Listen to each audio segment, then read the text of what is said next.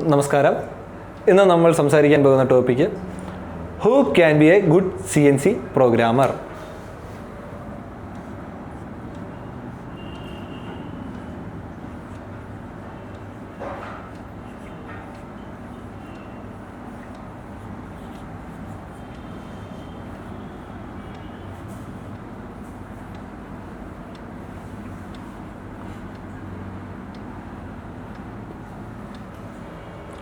ആർക്കൊക്കെ ഒരു നല്ല CNC പ്രോഗ്രാമർ ആവാം? ഒരു കമ്പനിയിൽ നല്ല CNC പ്രോഗ്രാമർ ആവാൻ എന്തെല്ലാം അറിഞ്ഞിരിക്കണം? നമുക്ക് ആവശ്യമുള്ള ശമ്പളം തരുവാൻ കമ്പനികളെല്ലാം തന്നെ തയ്യാറാണ്. അവർക്ക് വേണ്ടത് നമ്മുടെ സ്കിൽസാണ്, അതായത് നമ്മുടെ കഴിവുകൾ. ആ സ്കിൽസ് പരിപോഷിപ്പിക്കുവാൻ നമുക്ക് കുറച്ച് ബേസിക് നോളജസ്, അതായത് പ്രാഥമിക അറിവുകൾ ആവശ്യമുണ്ട്. ആ പ്രാഥമിക അറിവുകൾ എന്തൊക്കെയാണെന്നാണ് നമ്മൾ ഈ വീഡിയോയിൽ പറയാൻ പോകുന്നത്. അത് ഓരോരോ ലെവൽസായിട്ടാണ് പറയുന്നത്. First level drawing.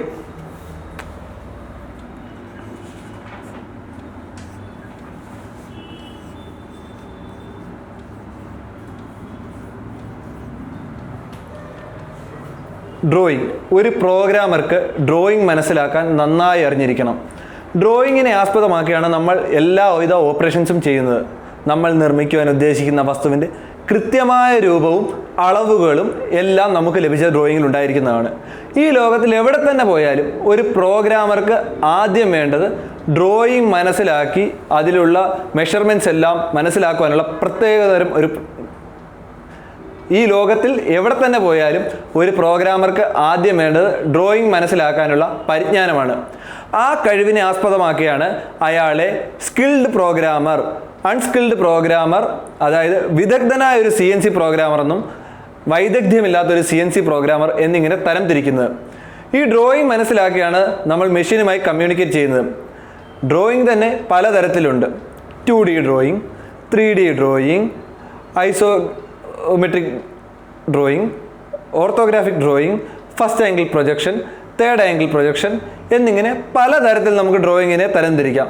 നമുക്ക് ലഭിച്ച ഡ്രോയിങ്ങിൽ ഏതാണ് ഉള്ളതെന്ന് കൃത്യമായി മനസ്സിലാക്കി അടുത്തതായി എന്ത് ചെയ്യണമെന്ന് തീരുമാനിക്കുന്നിടത്ത് തുടങ്ങുന്നു ഒരു നല്ല പ്രോഗ്രാമറുടെ ലക്ഷണം. അടുത്തതായി നമ്മൾ പറയാൻ പോകുന്നത് സെക്കൻഡ് ലെവലാണ്, അതായത് മെറ്റീരിയൽ സെലക്ഷൻ.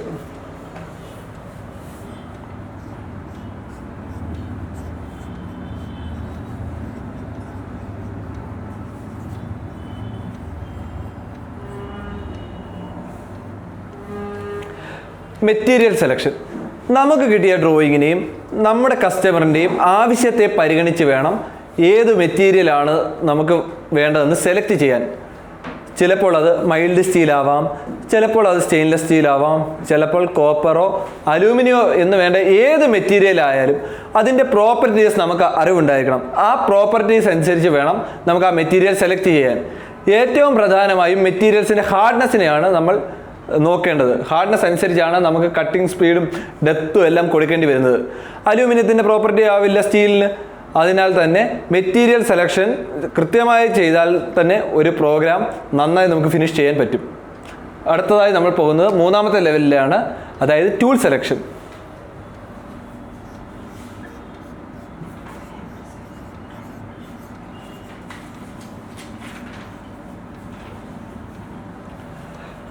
Tool selection. ഒരു കമ്പനിയുടെ ഉൽപ്പാദനത്തിൻ്റെ അളവ് ഉയർത്തുകയും താഴ്ത്തുകയും ചെയ്യുന്നത് ടൂൾ സെലക്ഷൻ ആണെന്ന് പറയാൻ നിങ്ങൾ വിശ്വസിക്കുമോ? അതെ, ടൂൾ സെലക്ഷനാണ് ഒരു കമ്പനിയുടെ ഉൽപ്പാദനത്തിൻ്റെ അളവ് ഉയർത്തുന്നതും താഴ്ത്തുന്നതും. നിങ്ങൾക്ക് ഏത് ടൂളാണോ വേണ്ടത് അത് സെലക്ട് ചെയ്യുന്നത് അതിൻ്റെ നെക്സ്റ്റ് ലെവലിനും അത് ബാധകമായി വരാം. കാരണം ഇപ്പോൾ നിങ്ങൾ സെലക്ട് ചെയ്യുന്ന ടൂളിനനുസരിച്ച് വേണം നിങ്ങൾ ഭാവിയിലുള്ള ലെവൽസും ചെയ്യുമ്പോൾ വാല്യൂസ് നൽകാൻ. നമ്മുടെ ടൂൾസ് എങ്ങനെ ഇരിക്കണം, അതിന് എന്തെല്ലാം പ്രോപ്പർട്ടീസ് ഉണ്ടായിരിക്കണം, അത് ഏത് മെറ്റീരിയലായിരിക്കണം എന്നൊക്കെ നമ്മൾ അറിഞ്ഞിരിക്കണം.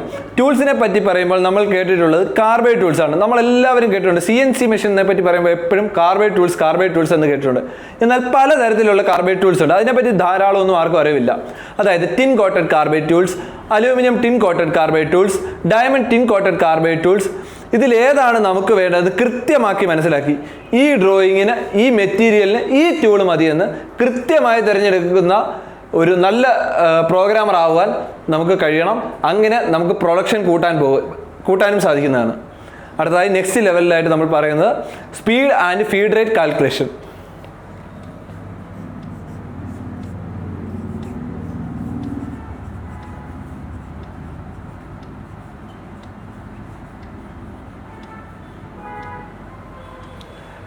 Speed and feed rate calculation നമ്മൾ കണ്ടിട്ടുണ്ട്. പല കമ്പനികളിലും ഒരു പ്രോഡക്റ്റ് കണ്ടു കഴിഞ്ഞാൽ ഇത്ര സമയം കൊണ്ട് ഞങ്ങൾ തീർത്തു തരാം.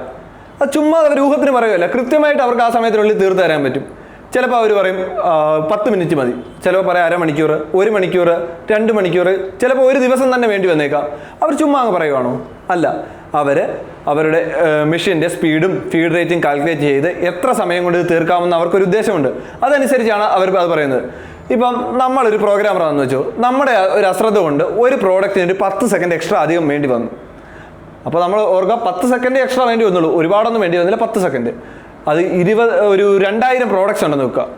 അപ്പോൾ തന്നെ 20,000 സെക്കൻഡ്സ് എക്സ്ട്രാ വരും. ഏകദേശം 5-5.5 മണിക്കൂർ തന്നെ അധികം വരും. അത് കമ്പനികൾക്ക് വലിയൊരു നഷ്ടം തന്നെ വരുത്തി വെക്കും. അതിനാൽ നമുക്ക് പറയാം, ഒരു പ്രോഗ്രാമർ ആവാൻ ടൂൾ സെലക്ഷനും സ്പീഡ് ആൻഡ് ഫീഡ് റേറ്റ് കാൽക്കുലേഷനും നിർബന്ധമായി അറിഞ്ഞിരിക്കണം. ഇത് വളരെ ഇമ്പോർട്ടൻ്റ് ആണ്. ഇന്നത്തെ കമ്പനികൾ പ്രവർത്തിക്കുന്നത് തന്നെ less man power higher production എന്ന പോളിസിയിലാണ്. നിങ്ങൾ എന്തു തന്നെ ചെയ്താലും കമ്പനികൾക്ക് ആവശ്യം ലാഭമാണ്. അതിനാൽ കൃത്യമായ സ്പീഡും ഫീഡ് റേറ്റും കാൽക്കുലേറ്റ് ചെയ്ത് പ്രൊഡക്ഷൻ ഇൻക്രീസ് ചെയ്യാൻ വേണ്ടി ഓരോ പ്രോഗ്രാമറും ശ്രദ്ധിക്കേണ്ടതാണ്. അടുത്തതായി നമ്മൾ പോകുന്നത് 5ാമത്തെ ലെവലാണ്, അതായത് വർക്ക് ഹോൾഡിംഗ് ഡിവൈസ്.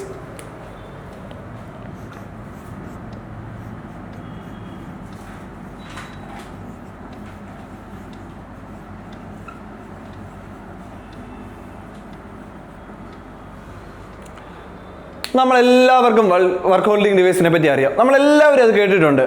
എന്നാൽ ഒരു പ്രോഗ്രാമർ അലക്ഷ്യമായിട്ട് ഈ ഒരു വിഭാഗത്തിനെ കൈകാര്യം ചെയ്താലോ, അതായത് വർക്ക് ഹോൾഡിംഗ് ഡിവൈസിനെ ഒരു പ്രോഗ്രാമർ അലക്ഷ്യമായിട്ട് കൈകാര്യം ചെയ്യുകയെന്ന് വെച്ചു, അത് ഏറ്റവും കൂടുതൽ ബുദ്ധിമുട്ടുണ്ടാക്കുന്ന ആ മെഷീൻ്റെ ഓപ്പറേറ്റർക്കായിരിക്കും.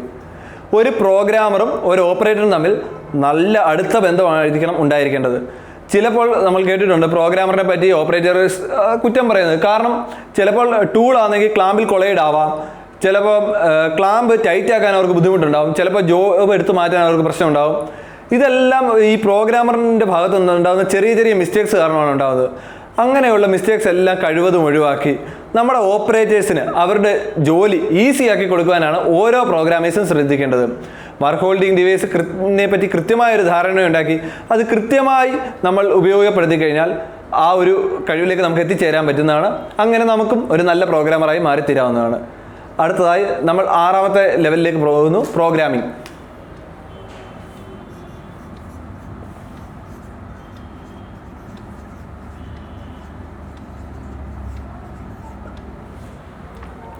പ്രോഗ്രാമിങ്ങിനെ പറ്റി പറയുമ്പോൾ ചിലർ പറയും എനിക്ക് ജി കോഡും അറിയാം, എം കോഡും അറിയാം, അതിനാൽ പ്രോഗ്രാമിംഗ് എനിക്ക് ഈസിയാണ്. അങ്ങനെ പറയാൻ പറ്റുമോ? ജി കോഡും എം കോഡും അറിഞ്ഞു കഴിഞ്ഞാൽ പ്രോഗ്രാമർ ആവാൻ പറ്റുമോ? ജി കോഡും എം കോഡും പറഞ്ഞാൽ പ്രോഗ്രാമർ ആവാം, പക്ഷേ ഒരു സ്കിൽഡ് പ്രോഗ്രാമർ ആവണമെങ്കിൽ മുകളിൽ പറഞ്ഞതും ഇനിയും പറയാൻ പോകുന്നതുമായ ലെവൽസിനെ പറ്റി ഒരു ധാരണ ഉണ്ടായിരിക്കണം.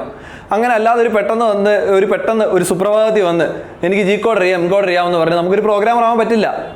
ആദ്യം ഡ്രോയിങ് മനസ്സിലാക്കുക, പിന്നീട് അതിനാവശ്യമായ മെറ്റീരിയൽ സെലക്ട് ചെയ്യുക, അതിന് ആവശ്യമായ ടൂൾസും സെലക്ട് ചെയ്യുക, ആ ടൂൾസിന് ആവശ്യമായ സ്പീഡും ഫീഡ് റേറ്റും കാൽക്കുലേറ്റ് ചെയ്ത് കൊടുക്കുക. ഇപ്പോൾ നമ്മളൊരു കാര്യം ശ്രദ്ധിക്കണം, നമ്മൾ സ്പീഡ് ഫീഡ് റേറ്റും കൊടുക്കുമ്പോൾ നമ്മുടെ മെഷീൻ്റെ കണ്ടീഷൻ കൂടി നമ്മൾ പരിഗണിക്കുക. ഇപ്പോൾ നമ്മുടെ ഇരിക്കുന്ന ഒരു പുതിയ മെഷീനാണെങ്കിൽ നമുക്കൊരു 15,000 RPM ഒക്കെ കൊടുക്കുന്നതുകൊണ്ട് പ്രശ്നമില്ല. ആ മെഷീൻ്റെ കപ്പാസിറ്റി അനുസരിച്ച് ഒരു 18,000 RPM കപ്പാസിറ്റി ഉള്ള മെഷീനാണെങ്കിൽ ഒരു 15,000 കൊടുക്കുന്നതുകൊണ്ട് ഒരു പ്രശ്നമില്ല. ഒരു 5-6 വർഷം പഴക്കമുള്ള മെഷീനാണെങ്കിലോ ഒരു 7,000-ഓ 8,000-ഓ RPM കൊടുക്കാവോ. അല്ലെങ്കിൽ ആ മെഷീൻ നമുക്ക് ഡാമേജ് ആയി പോകും, അതിൻ്റെ ഷോക്കൊക്കെ ഒടിഞ്ഞ് നമുക്ക് ആ മെഷീൻ നഷ്ടമായി പോകും. എന്നിട്ട് വേണം നമ്മൾ വർക്ക് ഹോൾഡിംഗ് ഡിവൈസ് കറക്റ്റായി സെലക്ട് ചെയ്യാൻ. പിന്നീട് പ്രോഗ്രാമിംഗ് ചെയ്യണം. പ്രോഗ്രാമിംഗ് വലിയ ബുദ്ധിമുട്ടുള്ള കാര്യമൊന്നുമല്ല. ഇപ്പോൾ എല്ലാവരും പറയും പ്രോഗ്രാമിംഗ് വളരെ ബുദ്ധിമുട്ടുണ്ട്. പക്ഷേ ഒരു 10th മാത്സും 10th ഗ്രാഫും കുറച്ച് സിമ്പിൾ കാൽക്കുലേഷനും സൈനും കോസും ഒക്കെ തമ്മിലുള്ള ധാരണകളൊക്കെ അറിയാമെങ്കിൽ ആർക്കും ഒരു പ്രോഗ്രാമർ ആവാം. പിന്നെ പ്രോഗ്രാമർ ആർക്കും ആവാം, കൃത്യമായി ലെവൽസ് ഫോളോ ചെയ്താലേ ഒരു സ്കിൽഡ് പ്രോഗ്രാമർ ആവാൻ പറ്റും എന്നുള്ളത് ഒന്നുകൂടി ഓർമ്മിപ്പിക്കുന്നു. ഇനി നമ്മൾ പോകുന്നത് ഫൈനൽ ലെവലിലേക്കായിട്ടാണ്, അതായത് ഇൻസ്പെക്ഷൻ.